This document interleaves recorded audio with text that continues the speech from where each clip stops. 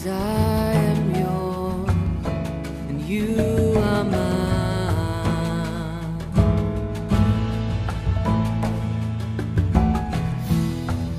'Cause I am yours, you are mine. You are mine.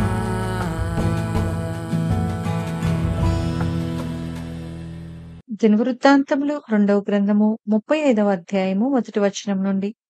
మరియు యోషియా యెరూషలేమునందు యెహోవాకు పస్కా పండుగ ఆచరించెను. మొదటి నెల 14వ దినమున జనులు పస్కా పశువును వధించిరి.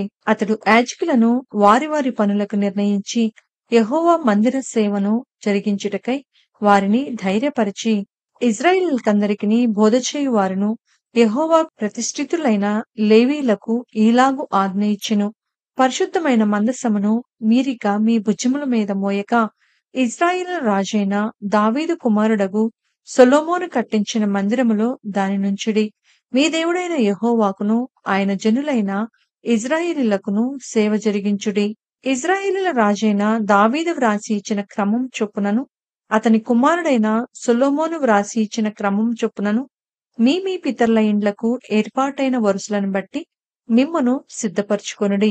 జనుల ఆయా భాగములకు లేవీయులకు కుటుంబములలో ఆయా భాగములు ఏర్పాటగునట్లుగా మీరు పరిశుద్ధ స్థలమందు నిలిచి వారి వారి పితరుల కుటుంబముల వరుసలను బట్టి జనులైన మీ సహోదరుల కొరకు సేవ చేయుడి. ఆ ప్రకారము పస్కా పశువును వధించి మిమ్మును ప్రతిష్ఠించుకొని మోషే ద్వారా యెహోవా ఇచ్చిన ఆజ్ఞలను అనుసరించి దానిని మీ సహోదరుల కొరకు సిద్ధపరచుడి. మరియు యోషియా తన సొంత మందలో 30,000 గొర్రె పిల్లలను మేక పిల్లలను 3,000 కోడెలను అక్కడనున్న జనులకందరికిని పస్కా పశువులుగా ఇచ్చెను. అతని అధిపతులను జనులకును యాజకులకును లేవీయులకును మనఃపూర్వకముగా పశువులు ఇచ్చిరి. యెహోవా మందిరపు అధికారులైన హిల్కీయాయు జెకర్యాయు యెహీయేలును పస్కా పశువులుగా యాజకులకు 2,600 గొర్రెలను 300 కోడెలను ఇచ్చిరి. కొనన్యాయు అతని సహోదరులైన షమయాయు నెతనేలును లేవీయులలో అధిపతులగు షబట్యాయు యెహీయేలును యజాబాదును పస్కా పశువులుగా లేవీయులకు 5,000 గొర్రెలను 500 కోడెలను ఇచ్చిరి. ఈ ప్రకారము సేవ జరుగుచుండగా రాజాజ్ఞను బట్టి యాజకులు తమ స్థలములోను లేవీయులు తమ వరుసలలోను నిలువబడిరి. లేవీయులు పస్కా పశువులను వధించి రక్తమును యాజకులకియ్యగా వారు దాన్ని ప్రోక్షించిరి. లేవీయులు పశువులను ఒలువగా మోషే గ్రంథంలో వ్రాయబడిన ప్రకారము జనుల కుటుంబముల విభాగము చొప్పున యెహోవాకు అర్పణగా ఇచ్చుటకు దహనబలి పశు మాంసమును యాజకులు తీసుకొనిరి. వారు ఎడ్లను కూడా ఆ ప్రకారముగానే చేసిరి.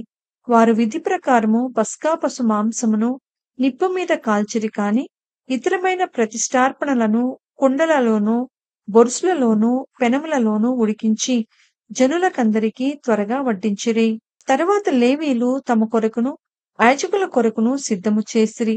అహరోను సంతతి వారగు యాజకులు దహనబలి పశుమాంసమును క్రొవ్వును రాత్రి వరకు అర్పింపవలసి వచ్చెను కనుక లేవీయులు తమ కొరకును అహరోను సంతతి వారగు యాజకుల కొరకును సిద్ధపరిచిరి. మరియు ఆసాపు సంతతి వారగు గాయకులను ఆసాపు హేమానులను రాజునకు దీర్ఘదర్శియగు ఎదూతును దావీదు నియమించిన ప్రకారముగా తమ స్థలమందుండిరి. ద్వారములన్నిటి యొద్దను ద్వారపాలకులు కనిపెట్టుచుండిరి. వారు తమ చేతిలో పని విడిచి అవతలికి వెళ్లిపోకుండునట్లు వారి సహోదరులకు లేవీయులు వారి కొరకు సిద్ధపరిచిరి.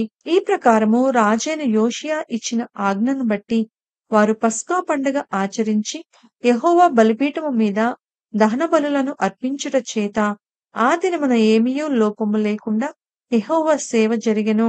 అక్కడనున్న ఇశ్రాయేలీయులు ఆ కాలమందు పస్కాను పులియని రొట్టెల పండుగను 7 దినములు ఆచరించిరి. ప్రవక్తయగు సమూయేలు దినములు మొదలుకొని ఇశ్రాయేలీయులలో పస్కా పండుగ అంత ఘనముగా ఆచరింపబడి ఉండలేదు. యోషియాయు యాజకులను లేవీయులను అక్కడనున్న యూదా ఇశ్రాయేలు వారందరూ యెరూషలేము కాపురస్తులను ఆచరించిన ప్రకారము ఇశ్రాయేలు రాజులందరిలో ఒక్కడైనను పస్కా పండుగను ఆచరించి ఉండలేదు. యోషియా ఏలుబడియందు 18వ సంవత్సరమున ఈ పస్కా పండుగ జరిగెను. ఇదంతయు అయిన తరువాత యోషియా మందిరమును సిద్ధపరిచినప్పుడు ఐగుప్తు రాజైన నెకో యూఫ్రటీసు నది యొద్దనున్న కర్కెమీషు మీదికి దండెత్తి వెళ్ళుచుండగా యోషియా అతని మీదికి బయలుదేరెను. అయితే రాజైన నెకో అతని యొద్దకు రాయబారులను పంపి, యూదా రాజా, నీతో నాకేమి? పూర్వము నుండి నాకు శత్రువులగు వారి మీదికే కాని నేడు నీ మీదికి నేను రాలేదు. దేవుడు త్వరచేయమని నాకు ఆజ్ఞాపించెను కనుక దేవుడు నాతో కూడా ఉండి నిన్ను నశింపజేయకుండునట్లు ఆయన జోలికి నీవు రావద్దని చెప్పనాజ్ఞాపించెను.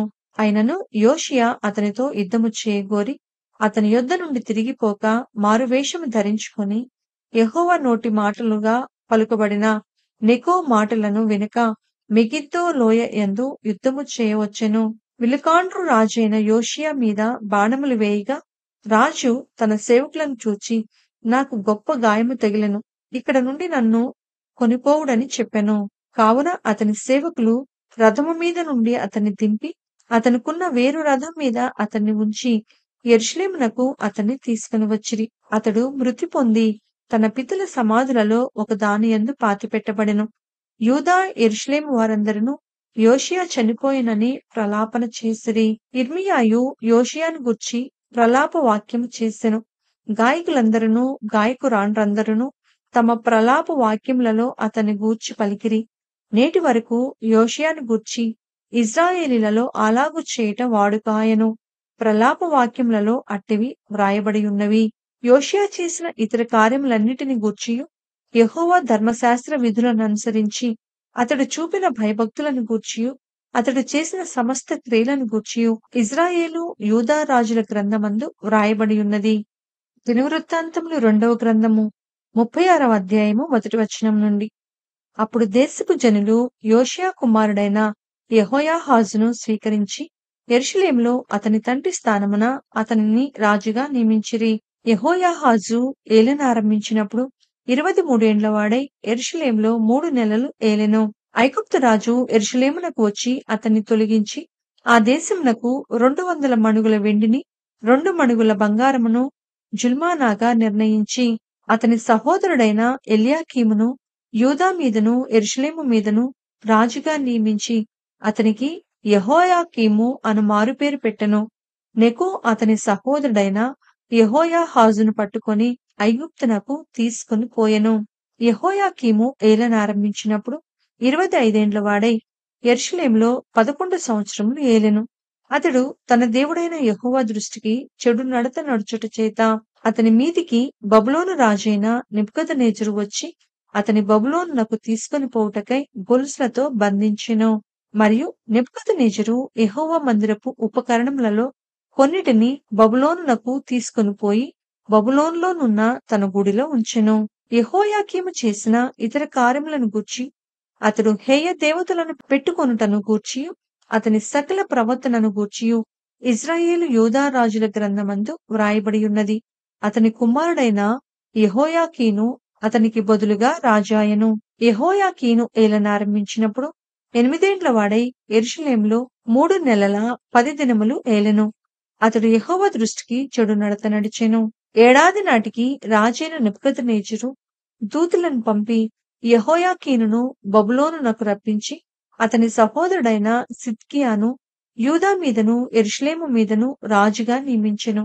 మరియు అతడు రాజు వెంట యెహోవా మందిరంలోని ప్రశస్తమైన ఉపకరణములను తెప్పించెను. సిద్కియా ఏలనారంభించినప్పుడు 21 ఏండ్ల వాడై యెరూషలేములో 11 సంవత్సరములు ఏలెను. అతడు తన దేవుడైన యెహోవా దృష్టికి చెడు నడత నడుచుచు ఆయన నియమించిన ప్రవక్త అయిన యిర్మీయా మాట వినుకయు తన్ను తాను తగ్గించుకొనకయు ఉండెను. మరియు దేవుని నామమును బట్టి తన చేత ప్రమాణము చేయించిన నెబుకద్నెజరు రాజు మీద అతడు తిరుగుబాటు చేసెను. అతడు మొండితనము వహించి ఇశ్రాయేలు దేవుడైన యెహోవా వైపు తిరుగక తన మనస్సును కఠినపరచుకొనెను. అదియుగాక యాజకులలోను జనులలోను అధిపతులగు వారు అన్యజనులు పూజించు హేయమైన విగ్రహములను పెట్టుకొని బహుగా ద్రోహులై యెహోవా యెరూషలేములో పరిశుద్ధపరిచిన మందిరమును అపవిత్రపరిచిరి. వారి పితరుల దేవుడైన యెహోవా తన జనుల యందును తన నివాస స్థలమందును కటాక్షము కలవాడై వారి యొద్దకు తన దూతల ద్వారా వర్తమానము పంపుచూ వచ్చెను.